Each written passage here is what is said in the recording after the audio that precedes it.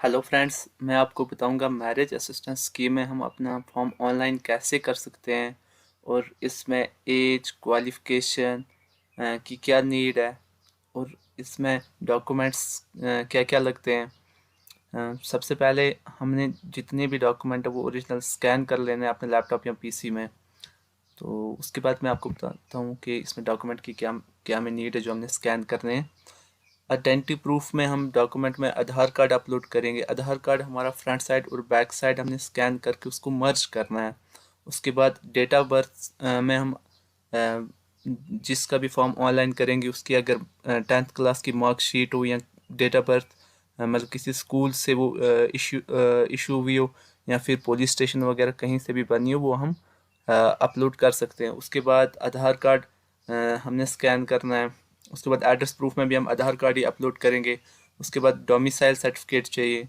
उसके बाद ration card चाहिए। राशन कार्ड की जो है वो हम ई टिकट अपलोड करेंगे।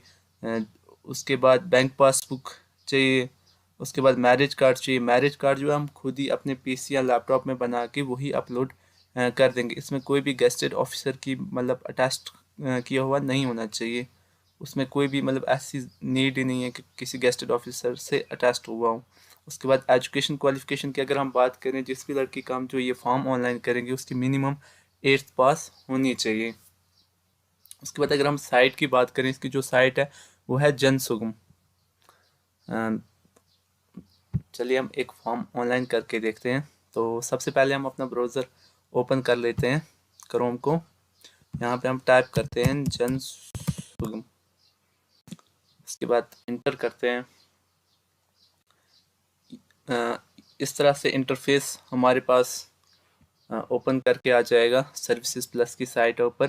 पहले जो इसका जो फॉर्म है वो सर्विसेज प्लस की थ्रू जो है वो ऑनलाइन होता था, लेकिन अब 2-3 दिन से जो है साइट चेंज करके अब जैसे ही हम लॉगिन पे क्लिक करते हैं तो ये हमें दूसरी साइट पे रिडायरेक्ट कर देता है, ये जन परिचय वाली साइट से। तो पहले हम सर्विसेज प्लस की साइट से जो है ये फॉर्म ऑनलाइन करते थे मैरिज असिस्टेंस का, लेकिन अब JNK में जन परिचय साइट से ये हमें ऑनलाइन करना पड़ता है। तो जो ये मैरिज असिस्टेंस का फॉर्म है, ये हमने मतलब जिस भी लड़की का फिल करना है उसकी शादी जो है वो 1-2 महीने के बाद होनी चाहिए। मतलब ये जो फॉर्म हमने ऑनलाइन करना है ये शादी से 1-2 महीने पहले ही ऑनलाइन करना है।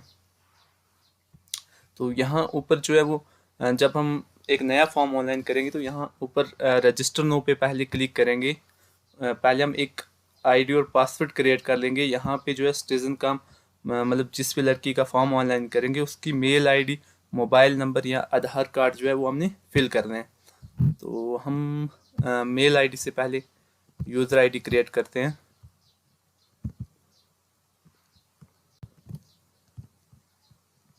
यहाँ पे मैं मेल आईडी एंटर कर लेता हूँ। उसके बाद जो है एक ओटीपी जाएगा हमारे मेल आईडी पे।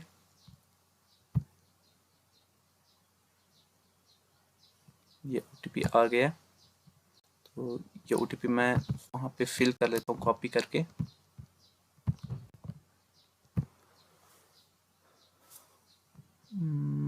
Your OTP is incorrect.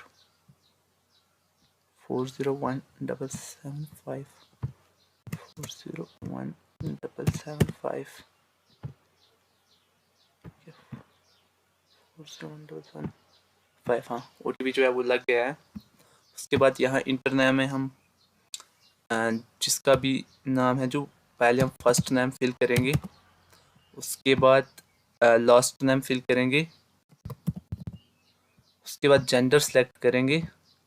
Gender select करने के बाद हमने यहाँ पे मोबाइल नंबर इंटर करना है और उसके बाद मोबाइल नंबर को जो है हमने वेरीफाई करना है। उसके बाद यूज़र आईडी में हमने एक ऐसा यूज़र आईडी बनाना है जिसमें ये नीचे जैसे दिया गया हुआ है, पहले मतलब कुछ भी उनका नाम वगैरह, उसके बाद मतलब 1 2 3 ऐसे यूनिक सा एक यूज़र आईडी जो है वो बनाना है। और ऑटोमेटिकली लास्ट पे जो इसका फिक्स्ड है वो यही रहेगा @jan.prichya.gov.in। तो हम एक यूज़र आईडी क्रिएट कर लेते हैं। स्टार्टिंग में जो वो स्मॉल ABC में होना चाहिए, मतलब इसमें कैपिटल हमने नहीं रखना है। उसके बाद पासवर्ड भी इसी तरह यहाँ पे दिया गया है कि एक अपर केस, एक लोअर केस और एक डिजिट और एक स्पेशल कैरेक्टर होना चाहिए।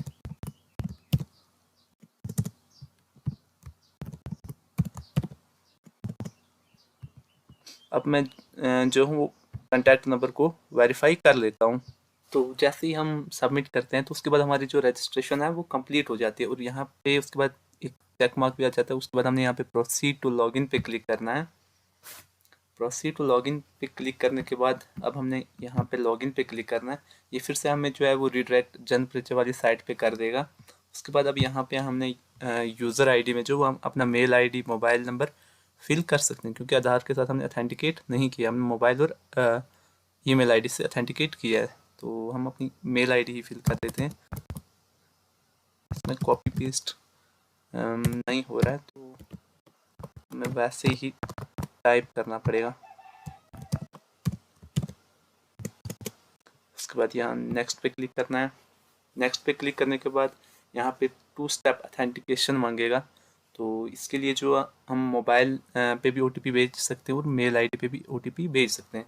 तो हम मोबाइल पे OTP भेज के मेल पे OTP भेज के वेरीफाई कर लेते हैं। तो वो हमारे लिए इजी प्रोसेस रहेगा, क्योंकि मोबाइल पे पहले ही OTP जो है वो लेट आ रहा था, इसलिए उसमें थोड़ा टाइम लग गया। तो OTP हम ईमेल क्लिक करके यहाँ पे नेक्स्ट पे क्लिक कर देते हैं। उसके बाद मेल में जाके रिफ़्रेश करते हैं। ये OTP आ गया है 480402। इसमें OTP कॉपी होकर पेस्ट नहीं होता। 480402।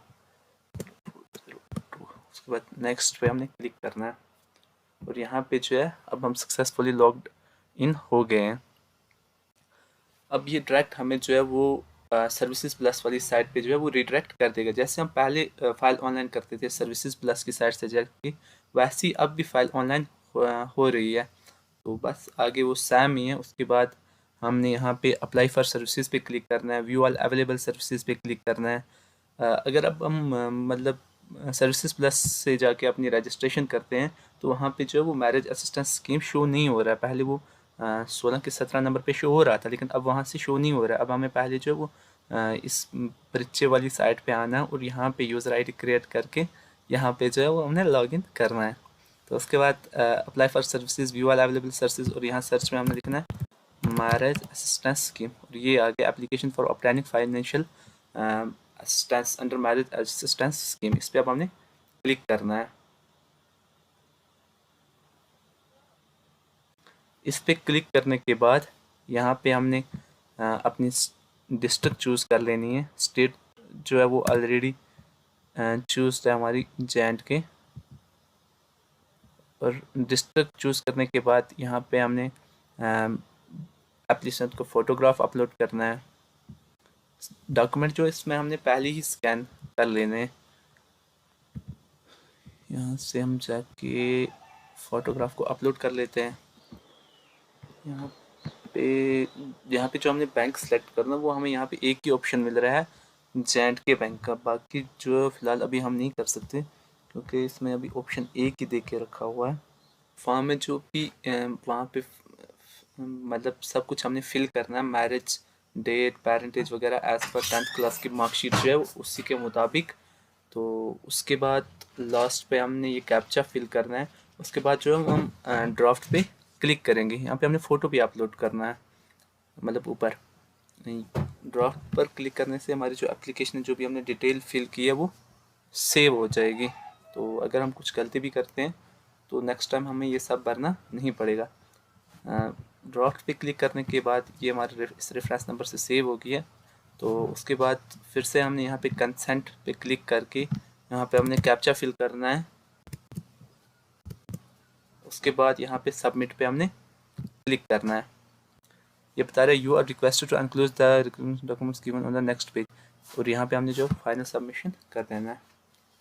सबमिट करने के बाद जो हमने अब इसके डॉक्यूमेंट अपलोड करने हैं। यहाँ पे जो है ऊपर डिटेल प्रीव्यू दिया गया है, अगर कुछ भी गलत है तो हम उसे एडिट कर सकते हैं अभी भी।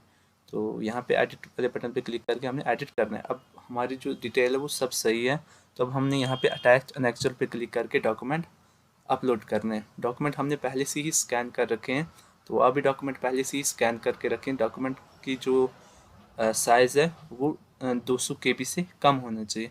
यहाँ पे आइडेंटिटी प्रूफ में हम आधार कार्ड अपलोड कर देंगे। आधार कार्ड जो वो बोथ साइड होना चाहिए, वो हमें फ्रंट और बैक साइड जो वो मर्ज करके अपलोड करना है, जैसे कि ये है। यहाँ पे हम आधार कार्ड अपलोड कर देते हैं।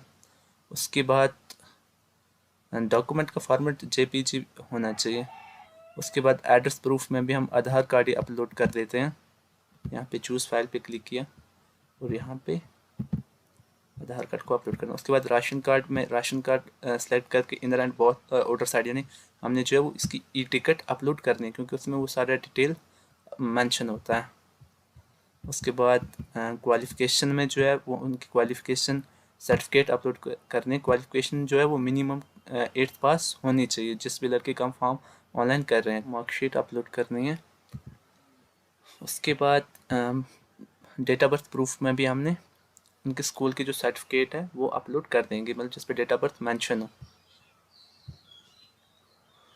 इसमें भी हम 10th क्लास की मार्कशीट अपलोड कर देते हैं। उसके बाद आधार कार्ड अपलोड करना है। यहाँ पे सेम वही डोमिसाइल सर्टिफिकेट मैंडेटरी है। ये सभी डॉक्यूमेंट आपको अपलोड करने ही करने, क्योंकि इन सब में एस्ट्रिक्स लगी हुई है। डोमिसाइल सर्टिफिकेट, उसके बाद बैंक पासबुक को हमने स्कैन करके उसको यहाँ पे अपलोड करना है।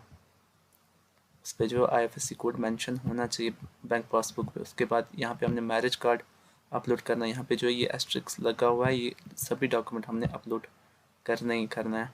यहाँ पे हमने मैरिज कार्ड अपलोड कर दिया। उसके बाद यहाँ पे हमने देखना है कि सभी डॉक्यूमेंट अपलोड होने के बाद यहाँ पे सेव नेक्स्ट पे क्लिक करना है। ये अब डॉक्यूमेंट जो वो अपलोड हो रहे हैं।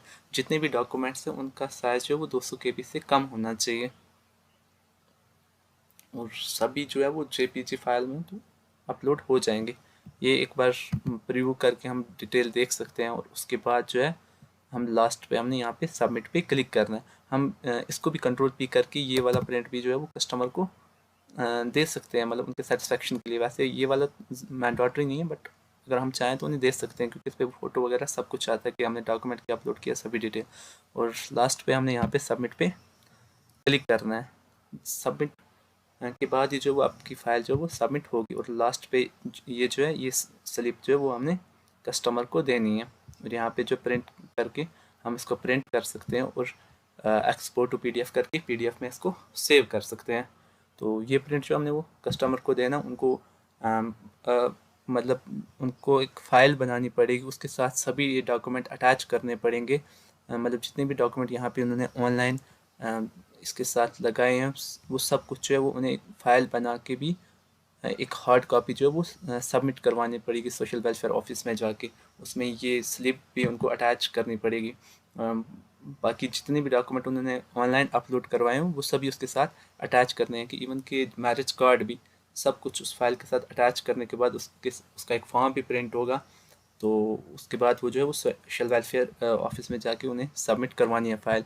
उसके बाद इसको हम ट्रैक भी कर सकते हैं। इस रेफरेंस नंबर को हमने कॉपी करके यहाँ पे जो है व्यू स्टेटस ऑफ एप्लीकेशन, यहाँ पे हम ट्रैक एप्लीकेशन स्टेटस पे क्लिक करके इसको जो हम ट्रैक कर सकते हैं। तो यहाँ पे वो एप्लीकेशन नंबर डालना, मैंने सॉरी वो कॉपी नहीं किया, तो उसको कॉपी करके यहाँ पे एप्लीकेशन नंबर पेस्ट करना है और यहाँ पे गेट डेटा पे क्लिक करके उसको हमने ट्रैक करना है। तो इसके अलावा फाइल जो वो हमने ऑफलाइन हार्ड कॉपी जो उसकी वो ऑफिस में सबमिट करनी ही करनी, वो मैंडेटरी। जब तक वो आप सबमिट नहीं करवाओगे तब तक आपकी एप्लीकेशन अप्रूव नहीं होगी। ठीक है, थैंक यू। तो अगर आपको वीडियो अच्छा लगा तो चैनल को सब्सक्राइब कीजिए और इस वीडियो को लाइक कीजिए। Okay, thank you. अल्लाह हाफिज़।